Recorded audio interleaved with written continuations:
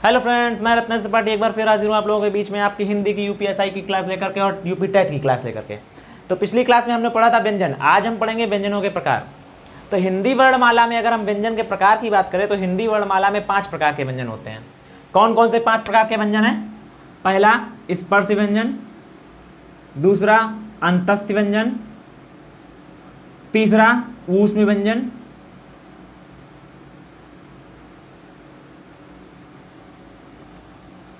ठीक है, स्पर्श व्यंजन, अंतस्थ व्यंजन, ऊष्म व्यंजन और चौथा संयुक्त व्यंजन, ठीक है, और पांचवा द्विगुण व्यंजन। तो इन 5 प्रकार के व्यंजनों का हम अपने हिंदी वर्णमाला में हिंदी में व्यंजनों के प्रकार में पढ़ेंगे। तो सबसे पहले आप हेडिंग डाल लीजिए अंतस्थ व्यंजन, सबसे पहले आप डालिए हिंदी में स्पर्श व्यंजन, व्यंजन के प्रकार में स्पर्श व्यंजन। व्यंजनों के प्रकार लिखो, उसमें लिख लो हिंदी वर्णमाला में व्यंजन के 5 प्रकार होते हैं। नंबर 1 स्पर्श व्यंजन, नंबर 2 अंतस्थ व्यंजन, नंबर 3 ऊष्म व्यंजन, नंबर 4 संयुक्त व्यंजन, नंबर 5 द्विगुण व्यंजन। स्पर्श व्यंजन 1, 2 अंतस्थ व्यंजन, 3 ऊष्म व्यंजन, 4 संयुक्त व्यंजन, 5 द्विगुण व्यंजन। ठीक है, तो आप सबसे पहला हेडिंग डालिए स्पर्श व्यंजन। लिखो, जिन व्यंजनों के उच्चारण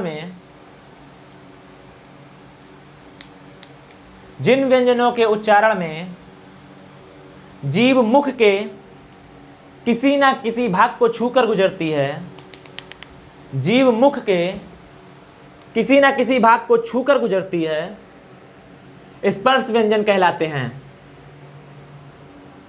स्पर्श व्यंजन कहलाते हैं। ये 25 होते हैं, लिख लो। यहां देखिए, बोर्ड की तरफ ध्यान दीजिए। का, खा, गा, घा, इंगा, चा, छा, जा, जा, इया, टा, ठा, डा, ढा, ड़ा, ता, था, दा, धा, ना, पा, फा, बा, भा, मा। तो लिख लो का से मा तक 25 हो गए। ओके, नेक्स्ट हेडिंग डालिए अंतस्थ व्यंजन।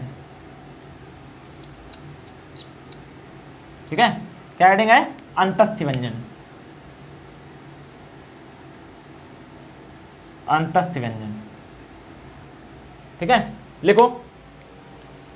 जिन व्यंजनों का उच्चारण स्वर व व्यंजनों के बीच होता है उन्हें अंतस्थ व्यंजन कहते हैं।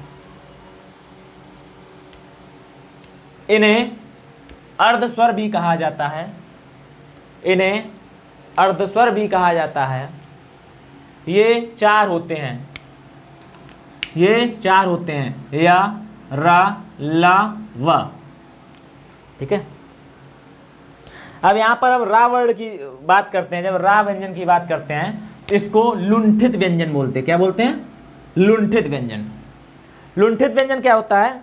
ऐसे व्यंजन जिनको बोलने पर जीभ पीछे की ओर लुढ़कती है, लुंठित व्यंजन कहलाते हैं। ला बोलो तो जब पीछे की ओर मुड़े, ला ला ला, तो ला जीभ पीछे की ओर पलट रही है, लुढ़क रही ना, तो ऐसे व्यंजन जिनमें बोलने में जीभ पीछे की ओर लुढ़कती है। रा बोलेंगे जब, रा रा, और ला ला में जीभ आ गई, रा क्या हो गया? लुंठित व्यंजन। और ये एक लौता व्यंजन है जो लुंठित व्यंजन है।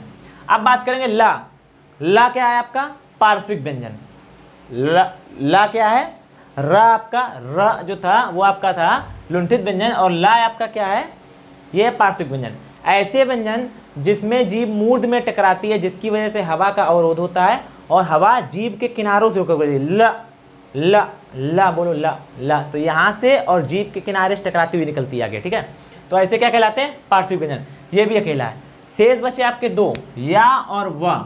ये आपके क्या कहलाते हैं? अंतस्थ व्यंजन। ठीक है, अब आप कहोगे सर ये थे तो चारों अंतस्थ व्यंजन, फिर आपके 2 ही क्यों बताएं? तो क्वेश्चन आपका कैसे पूछा जाता है? निम्न में से कौन सा अंतस्थ व्यंजन है? या रा, या ला, रा ला, या वा। तो आपका कौन सा हो जाएगा? या और वा। ठीक है,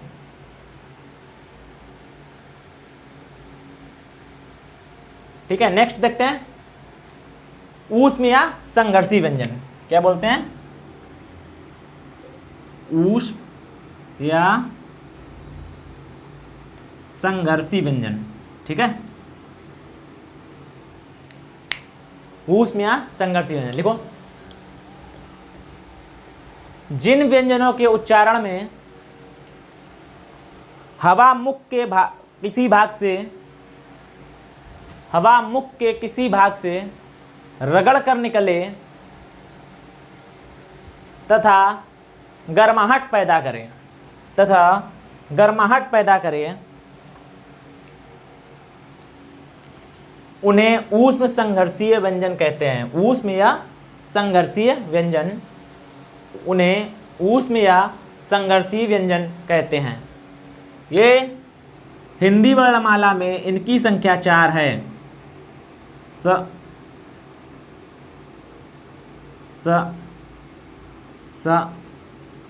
हा, ठीक है। अब देखो स हा, तो ये बोलोगे सर हैं तो तीनों एक ही, उच्चारण में अंतर क्या है? तो जो हमारी ये वाली सा है, ये कौन सी है? तालव्य। इसका उच्चारण कहाँ से होता है? तालु से, ठीक है, तालव्य वर्ग, ठीक है। इसका उच्चारण कहाँ से होता है? तालव्य से। ये जो सा है इसका उच्चारण कहाँ से होता है? मूर्धा से। ये जो सा है इसका कहाँ से होता है? दंत से, ठीक है। और हा का जो होता है, हा का उच्चारण जो होता है स्वर यंत्र से होता है। कहाँ से? स्वर यंत्र से। इसका जो वर्ग होगा वो हो जाता है स्वर यंत्री। क्या हो जाता है? स्वर यंत्री। इसका मतलब हम बता रहे हैं, मतलब इसकी जो ध्वनि होती है वो कंठ के अंदर से निकलती है, ये कहा जाता है, ठीक है। अब सा देखो, बोलोगे कैसे? ये आपकी जीभ है, ये आपके दांत हैं नीचे, ऊपर वाला जबड़ा है ये आपका, ठीक है। इसके नीचे आपकी ये जीभ है अंदर। तो जीभ कहाँ टकराएगी? तालू में, यहाँ पे श तालू में श, ठीक है। मुड़ के आएगी ऐसे और तालू में टकराएगी। तो इसका उच्चारण ऐसे निकलेगा। तो इसको हम क्या बोलेंगे आज से? तालव्य सा। सलजम वाला सा नहीं, आज से तालव्य सा। अब इसकी बात करते हैं। इसमें जीभ इस भाग पे दांत के ऊपर जो मसूड़ा होता है, खुरदरा खुरदरा लाइनिंग ऐसी बनी होती है, देखो दो ऐसे ऐसे, यहाँ पे टकराएगी। कहाँ पे? श, ठीक है। तो ये हमारा क्या होता है? ये होता है मूर्धन्य सा। अब इसकी बात करें तो इसमें दांत में टकराएगी जीभ, कैसे? सा, ठीक है। तो ये हमारा कौन सा होता है? दंत सा, ठीक है। तो इन तीनों सा में अंतर है। हा की बात करें तो ह जब बोलोगे तो लगेगा इसके कंठ के नीचे से आवाज, अंदर से निकल रही है आवाज। बोलो ह, कहीं यहाँ से कहीं नहीं समझ में आ रही है, लग रहा है अंदर से निकल के आ रही है ह, ठीक है। यहाँ से कहीं से निकलती है, कंठ के नीचे से। इसीलिए इसको क्या बोलते हैं? स्वर यंत्र। मतलब हमारी ये स्वर यंत्र से होकर आती है, तो इसको क्या बोलते हैं? स्वर यंत्र, ठीक है। इसी में हाँ, और कहीं कहीं एक क्वेश्चन पूछा जाता है, ये जो हा होता है हमारा, क्या हा, इसको क्या बोलते हैं? काकल, काकल्य व्यंजन, ठीक है। इसको क्या बोलते हैं? काकल्य व्यंजन। काकल्य वर्ण, सॉरी, काकल्य वर्ण कौन सा है? अगर पूछा जाए निम्न में से काकल्य वर्ण कौन सा है, वहां पे हा ऑप्शन दिया हो, इसको काकल्य वर्ण इसीलिए बोला जाता है क्योंकि हमारे स्वर यंत्र से इसकी आवाज निकलती है, इसीलिए इसको क्या बोला जाता है? काकल्य वर्ण। ये क्वेश्चन पूछा जाता है, इसीलिए हा जो होता है हमारा काकल्य वर्ण कहलाता है, ठीक है। नेक्स्ट हेडिंग डालो, संयुक्त व्यंजन। क्या है? संयुक्त व्यंजन। जो व्यंजन दो व्यंजनों से मिलकर बनते हैं, जो व्यंजन दो व्यंजनों से मिलकर बनते हैं, उन्हें संयुक्त व्यंजन कहते हैं। जो व्यंजन दो व्यंजनों के मिलने से बनते हैं, उन्हें संयुक्त व्यंजन कहते हैं, ठीक है। इन्हें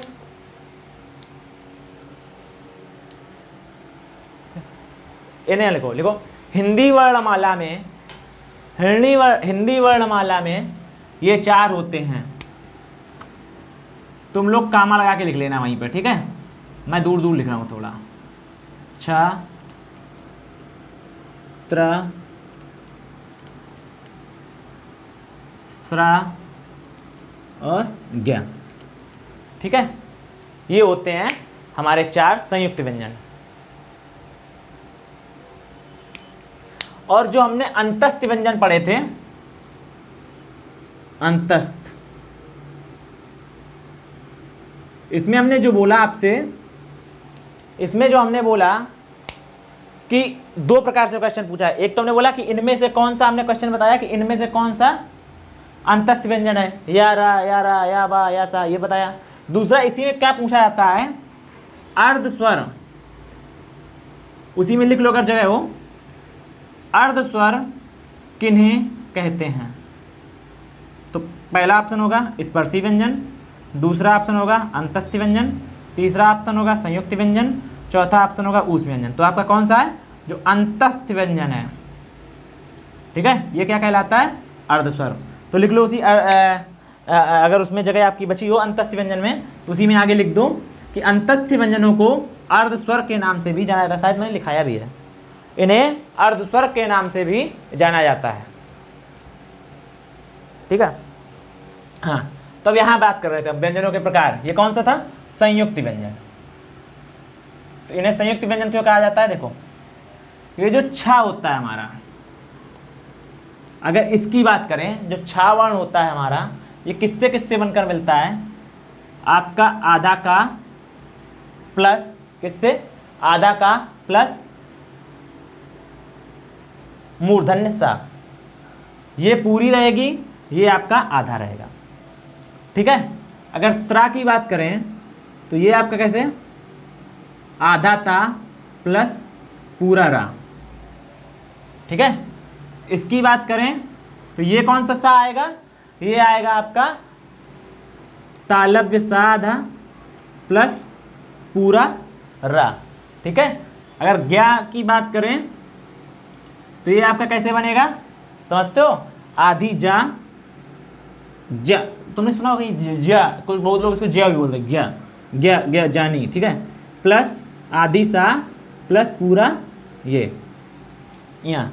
ठीक है, अब इसमें एक क्वेश्चन पूछा जाता है आप लोगों से, प्रश्न आता है इसमें एक, क्या आता है कि छ का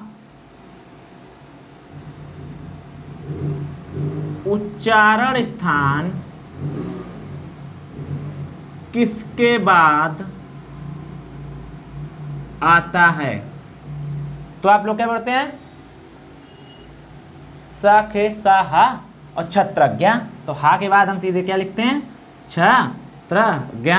और इसमें सबसे पहला ही ऑप्शन दिया होता है हा, दूसरा ऑप्शन दिया होता है का, ठीक है, तीसरा ऑप्शन एंड फोर्थ। तो बच्चे क्या करते हैं, हा के बाद छ आता है तो बहुत ज़्यादा बच्चे गलत करके चले जाते छ, लेकिन नहीं, इसका उच्चारण स्थान हमेशा का के बाद आता है। किसके, का। हिंदी डिक्शनरी की बात करें अगर, तो अगर आप छ वर्ण ढूंढेंगे तो वो हा के बाद नहीं मिलता है, वो उसके आपको का के बाद ही मिलेगा, जहाँ से का खत्म होगा उसके बाद तुरंत छ होगा। ठीक है, तो हिंदी का उच्चारण स्थान, छ का उच्चारण स्थान किसके बाद आता है, का के बाद।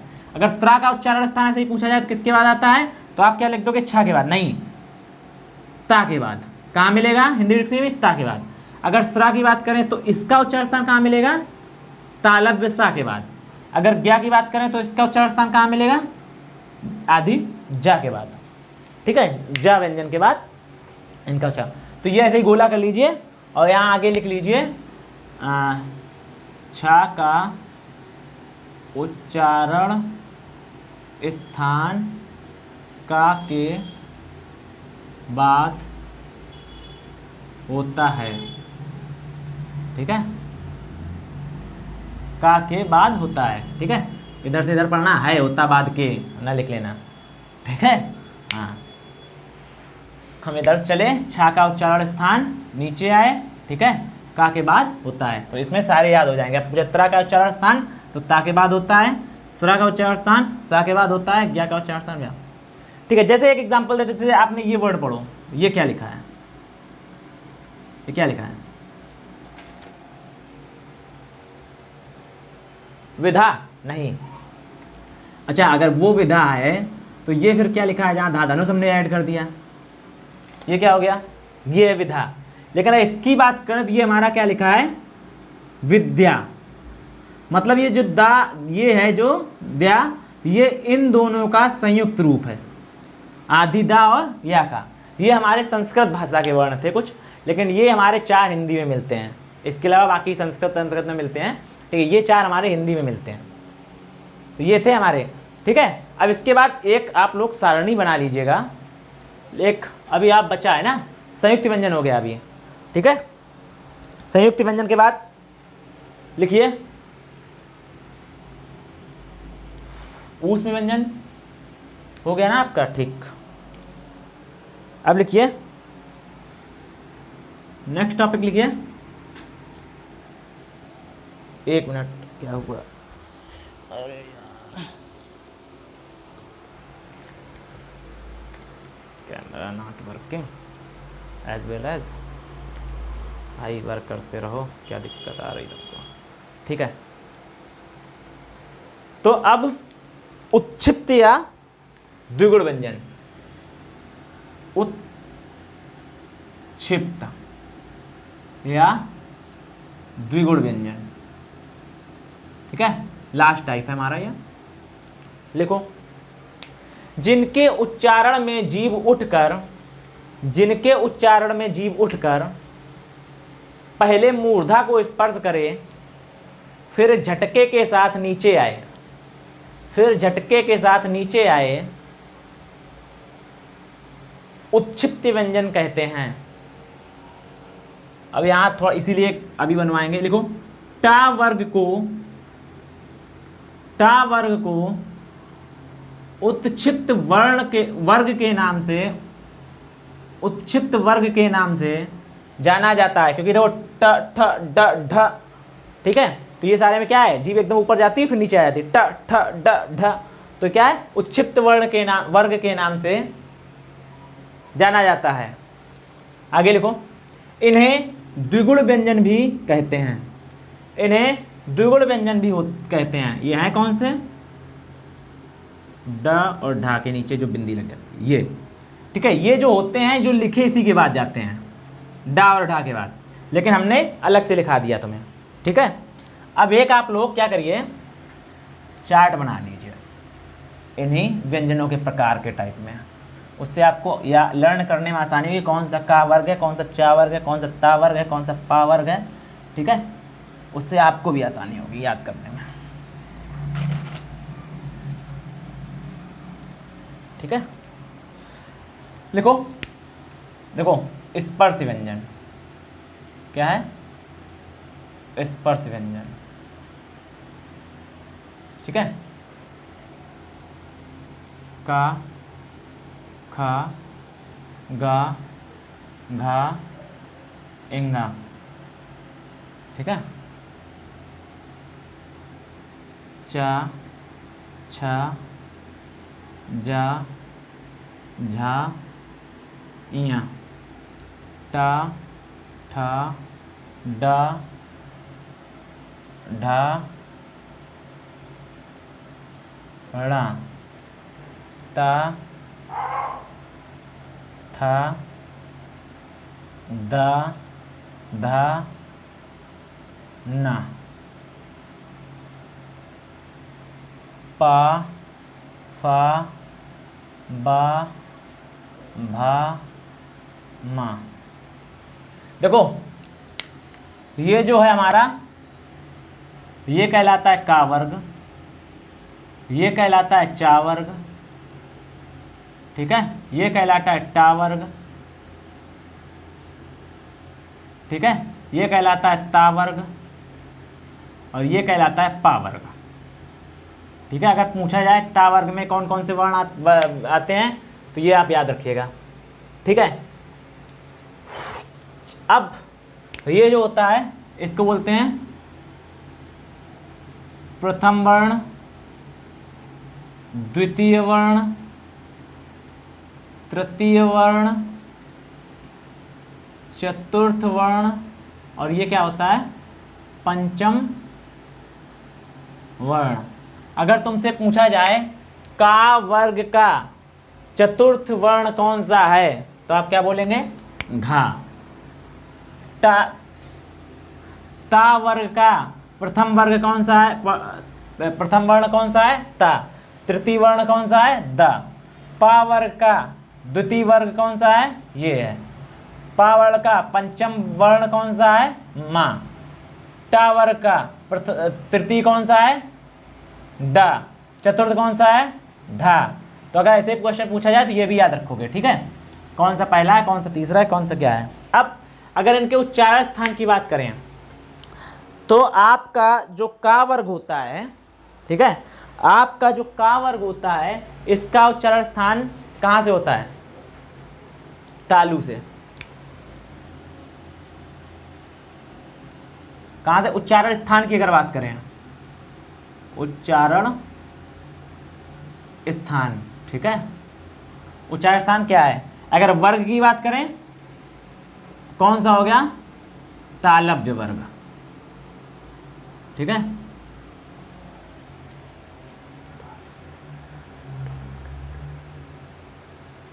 ठीक है, अगर हम का वर्ग की बात करें तो का में कौन कौन से आ रहे हैं आपके?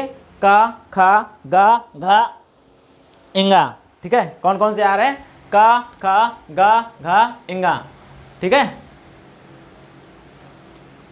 अब अगर सॉरी, इसका तालु से नहीं होता है, इसका होता है का कंठ से हो रहा है, ठीक है। का होता है कंठ से, तो यहां कहां से होगा? कंठ, ठीक है। अब इसकी बात करें अगर चा वर्ग की तो ये होता है तालु से। चा वर्ग कहां से होता है आपका? तालु से। तो इसका वर्ग कौन सा हो जाएगा? तालव्य, ठीक है। टा वर्ग की बात करें तो ये कौन सा होता है? मूर्धा से। इसका उच्चारण स्थान कहां है?